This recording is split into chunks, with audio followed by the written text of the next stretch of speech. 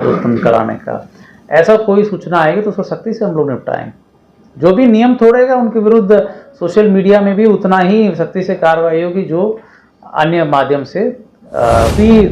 अगर किसी प्रकार के सामाजिक तत्व की सूचना मिलेगी या कोई भी ऐसा प्लान किया जाएगा, ऐसा कोई प्रयास किया जाएगा कि बहुत ही सख्ती से निपटाया जाएगा। आगे कार्रवाई भी रहेगी। जैसा डीएम सर ने बताया है कि हम लोगों को सीएपीएफ का बल प्राप्त हुआ है। अभी और कंपनियां आ रही हैं और ये इंटेंसिटी और तेज़ी से बढ़ेगी और हम लोग आश्वस्त हैं कि ये जो चुनाव रहेगा बहुत ही शांतिपूर्ण ढंग से हम संपन्न करेंगे। नमस्कार, आदाब, सलाम, सत श्री अकाल। आप देखना शुरू कर चुके हैं सारणी न्यूज़। मैं देखिए आपको बताते चले, मैं अभी मौजूद हूँ पटना समाहरणालय में और जैसा कि आज यहाँ पे एक प्रेस कॉन्फ्रेंस आयोजित की गई। पटना जिलाधिकारी और पटना एसएसपी संयुक्त रूप से प्रेस कॉन्फ्रेंस कर रहे थे चुनाव को लेकर। आपको बताते चले आज एक भी नॉमिनेशन पूरे पटना जिला में कहीं नहीं हुआ है और क्या क्या जानकारियाँ दे रहे थे, तमाम जानकारी हम आपको बताएंगे। लेकिन सबसे पहले बता दें, तमाम राजनीतिक दलों को पटना जिलाधिकारी ने सख्त निर्देश दे दिया है कि कोई भी कार्य करने से पहले परमिशन लेना होगा। बैनर, पोस्टर, रैली, सभा, कोई भी चीज़ करना हो तो सबसे पहले उनको परमिशन लेना होगा। परमिशन के बगैर कोई कार्य नहीं कर सकते हैं। और कोई अगर सोशल मीडिया पर भ्रमित करता है, कोई अलग तरह से वहाँ पे सोशल मीडिया को यूज़ करता है, तो उसको लेकर भी पूरी सख्त निर्देश है कि सोशल मीडिया पर भी पूरी निगरानी रखी जा रही है। यानी तमाम तरीक़ा से, पूरी तरीक़ा से चुनाव को कैसे निष्पक्ष तरीक़ा से कराया जाए, तमाम तैयारियां जिलाधिकारी और पटना एसएसपी ने कमर कस ली कर दी हैं। तो ये अहम मुद्दा रहता है और इसको लेकर के लोग, राजनीतिक दल के लोग काफ़ी इस पर इंक्विजिटिव रहते हैं कि कैसे होगा, क्या होगा। मैं आपके माध्यम से भी कम्युनिकेट करना चाहता हूँ।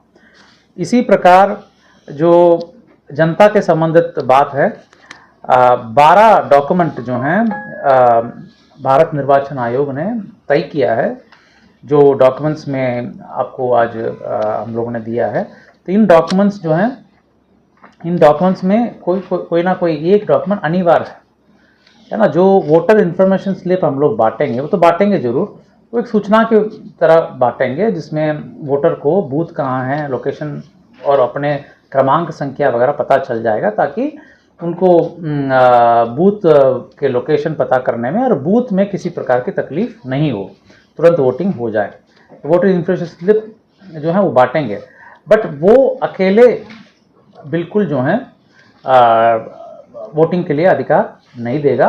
साथ में इन 12 डॉक्यूमेंट्स या एपिक कार्ड है ना, एपिक कार्ड जो हम लोग बांटेंगे उसके अतिरिक्त ये 12 डॉक्यूमेंट, उसके एपिक कार्ड या इन 12 डॉक्यूमेंट्स में एक आवश्यकता पड़ेगी। तो ये क्लैरिटी लोगों के बीच में होना चाहिए, क्योंकि कई बार लोग जाते हैं बूथ पे, फिर केवल पर्ची लेकर के चले जाते हैं, फिर रिटर्निंग ऑफिसर लौटाते हैं। इस प्रकार की परेशानी लोगों को नहीं हो, इसलिए एपिक कार्ड कैरी करें या ये 12 डॉक्यूमेंट्स में कोई एक डॉक्यूमेंट जरूर कैरी करें।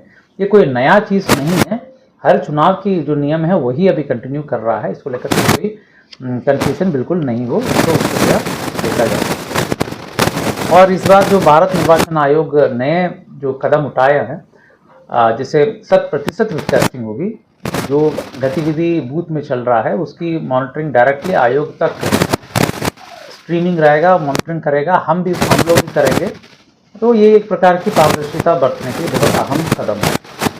इस बार मोबाइल डिपॉजिशन फैसिलिटी रहेगी, जहाँ पर मोबाइल डिपॉजिट करने के लिए भी व्यवस्था रहेगी। वो डिपॉजिट कर सकेंगे वोटर और वापस जाने वाले को ले जा सकेंगे, क्योंकि आप जानते हैं कि जो वोटिंग चैम्बर है उसके अंदर मोबाइल अलाउड नहीं है, इसलिए बाहर जो है मोबाइल डिपॉजिशन फैसिलिटी भी हम लोग रखेंगे।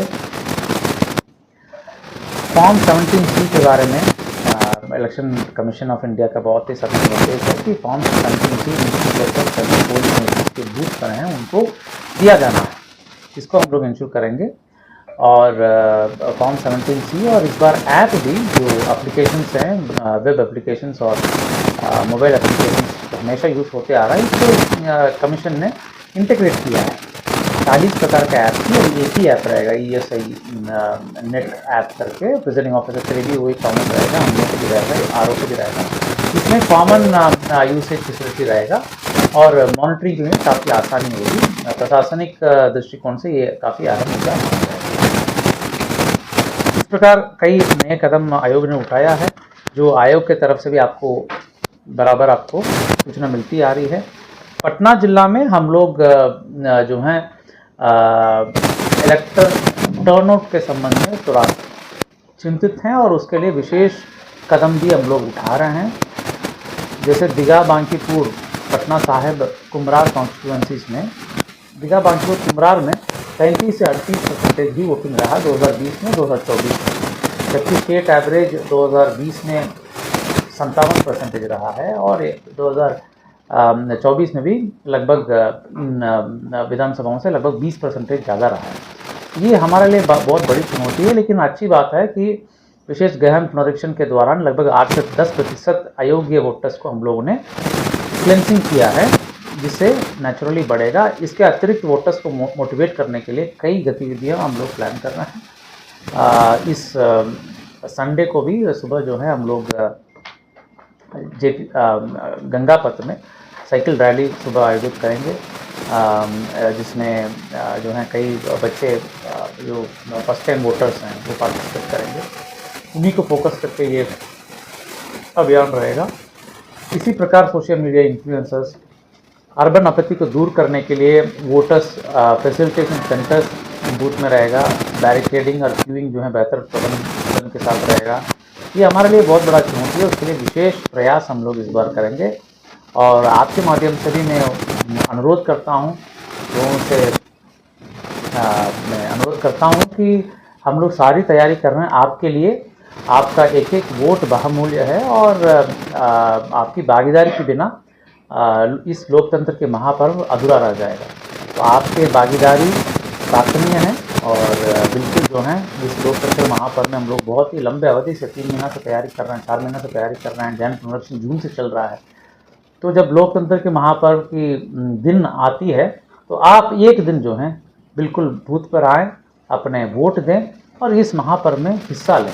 इसमें आपका भी एक प्राउड फीलिंग होगा और हमें भी सब लोगों को अच्छा महसूस होगा और लोकतंत्र भी मजबूत होगा। ये मेरा आता है।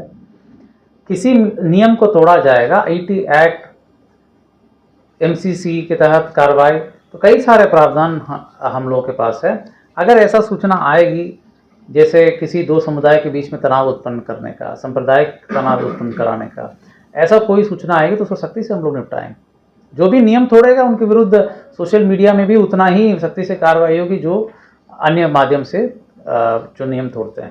सर लास्ट क्वेश्चन, देखिए अभी जो नॉमिनेशन है उसमें साफ तौर पर अफिडेविट को सार्वजनिक करने का प्रावधान है, जिसमें कैंडिडेट जो बातें कर रहे हैं तो उसको सार्वजनिक हम लोग करेंगे।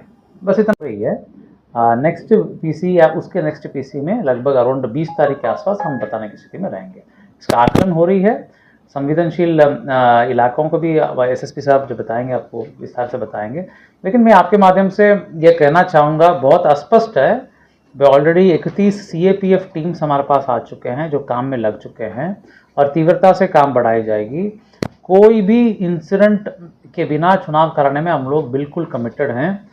कोई भी अगर किसी प्रकार के असामाजिक तत्व की सूचना मिलेगी या कोई भी ऐसा प्लान किया जाएगा, ऐसा कोई प्रयास किया जाएगा, बहुत ही सख्ती से निपटाया जाएगा। इलेक्शन कमीशन का भी विशेष निर्देश है और हम लोगों के पास अभी से ही बहुत सारा कानूनी शक्तियां हैं।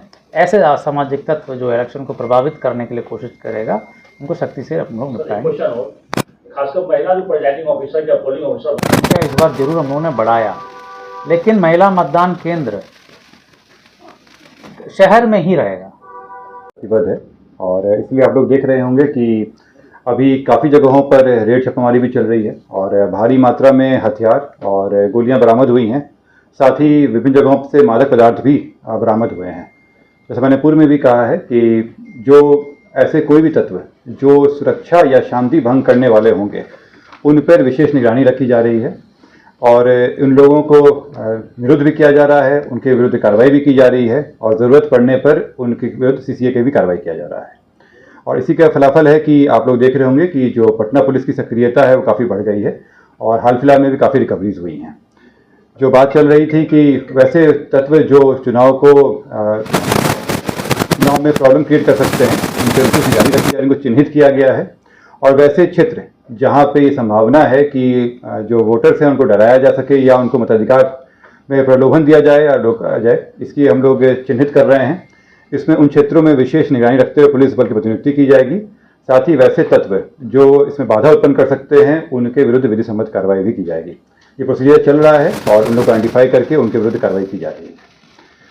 इसमें अगर कोई कहीं से और इन्फॉर्मेशन आता है उसमें आगे कार्रवाई भी रहेगी। जैसा डीएम सर ने बताया है कि हम लोगों को CAPF का बल प्राप्त हुआ है। अभी और कंपनियां आ रही हैं और ये इंटेंसिटी और तेज़ी से बढ़ेगी और हम लोग आश्वस्त हैं कि ये जो चुनाव रहेगा बहुत ही शांतिपूर्ण ढंग से हम संपन्न करेंगे। होंगे कि दुर्गा पूजा में भी पटना पुलिस और प्रशासन के द्वारा बहुत ही अच्छा कार्य किया गया था और इस पूरे जो पूजा का रहता है कार्य और विसर्जन तक का कार्य बहुत ही शांतिपूर्ण ढंग से कराया गया था। उसी तर्ज पे हम लोग दीपावली और काली पूजा और छठ वो भी संपन्न करवाएंगे और ये जिसके जो भी तैयारियां करनी है वो सब हम लोग कर रहे हैं। बल्कि प्रतिनियुक्ति की जाएगी और बहुत ही शांतिपूर्ण ढंग से इन सारे जो पूजा हैं इन सबको संपन्न कराया जाएगा। सर, मतदान के पहले कुछ सोशल मीडिया के लिए निगरानी रखने के लिए हमारी अलग से टीम कार्यरत है जो सोशल मीडिया पर निगरानी रख रही है। इसके अतिरिक्त मुख्यालय और जो EOU है, साइबर का सेल है, उनके द्वारा भी विशेष कार्य किए गए हैं।